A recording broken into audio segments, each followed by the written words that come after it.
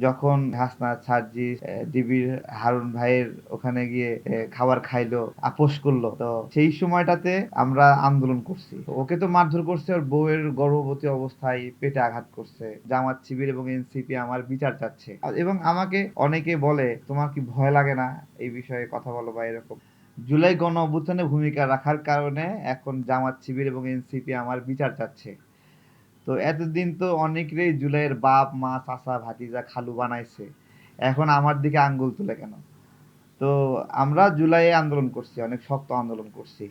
যখন এই যে হাসনাত, সার্জিস, ডিবির হারুন ভাইয়ের ওখানে গিয়ে খাবার খাইলো, আপোস করলো, তো সেই সময়টাতে আমরা আন্দোলন করছি। তারা যখন আপোস করছে তখন আমরা স্রোতের বিপরীতে গিয়ে লড়াইটা চালাই নিছি।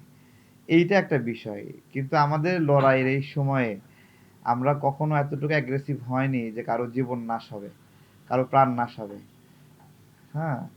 এবং আমরা যখন জেলে গেলাম, এটা হলো ২২ তারিখে সম্ভবত জেলে গেলাম।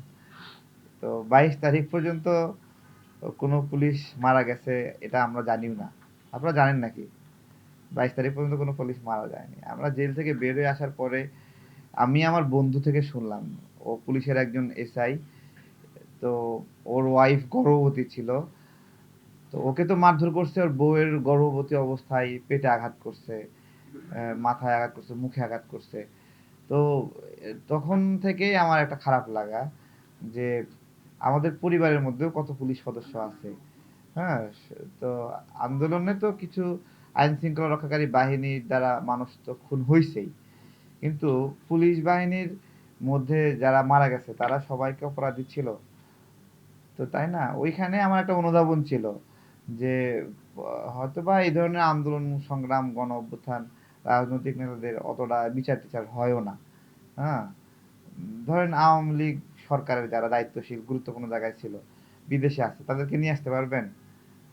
কোনো উপায় আছে? কোনো উপায় নাই। এগুলো কোনো বিচার হবে না। সেই জায়গা থেকে আপনার হলো পুলিশ হত্যার বিষয়ে সেইটাও হয়তোবা এক্সাক্টলি কে হত্যা করছে সেটা বের করা অনেক টাফ। হ্যাঁ? রাজনৈতিকভাবে রাজনৈতিক কর্মী যারা তারা এটার দায় আসবে। যারা অনেক ফোকাস, ঠিক আছে? তাদের উপর দায় আসবে। ওটাই বলছিলাম যে ভবিষ্যতে কি হবে না হবে, অন্তত যে সকল পুলিশ সদস্যের এবং তাদের পরিবার ক্ষতিগ্রস্ত তাদেরকে যেন কিছু অর্থনৈতিক সহযোগিতা দেওয়া হয়। পরিমাণটা বলছিলাম এক জীবনের আয়। এক জীবনে মানুষ যতটুকু আয় করতে পারে সেই পরিমাণ আয় পরিবারকে দিলে সারভাইভ করতে পারবে। এটা কি প্রয়োজন না? আপনি তো সেই পুলিশ বাহিনীরই কিছু সদস্য থেকে এখন সেবা নিচ্ছেন। তো যারা সেবা দিচ্ছে তাদের মধ্যেও তো অনেকে অভিযুক্ত আছে। যেটা যেটাকে অভিযুক্ত করাও হয়নি এখনো।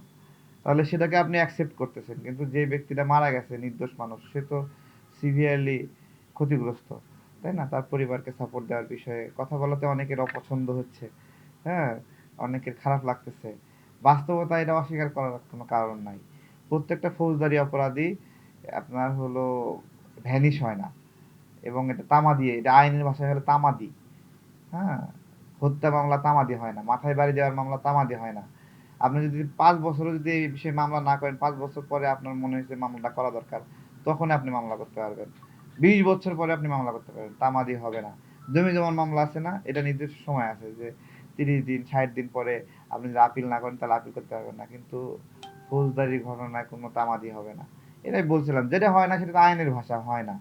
এখন আপনি ফাইলটা উল্টায় রাখেন, ছিঁড়ে ফেলান, ধ্বংস করেন, সমস্যা নেই। কিন্তু যখন যারা মানে প্রত্যেকটা সময়ের তো একটা পক্ষ বিপক্ষ আছে।